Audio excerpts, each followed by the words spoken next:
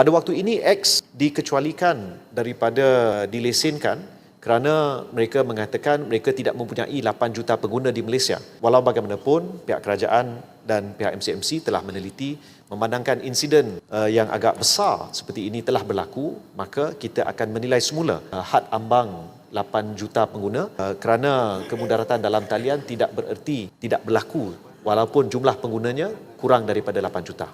Dalam isu X dan aplikasi Grok, dia adalah sedikit unik memandangkan X adalah platform media sosialnya dan Grok adalah aplikasi AI-nya.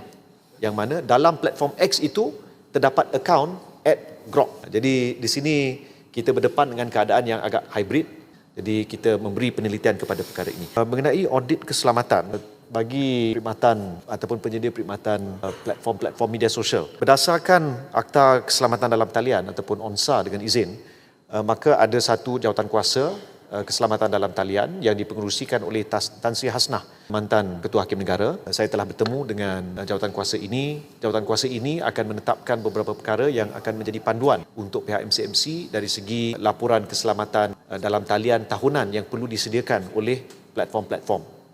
Ini bukan sekatan kekal, ia adalah sekatan sementara dan kita akan teliti jawapan balas daripada pihak X dan sekiranya pihak MCMC merasakan jawapan mereka itu disahkan dengan bila kita buat pengesahan dengan aplikasi tersebut, maka kita bersedia untuk mengangkat sekatan tersebut.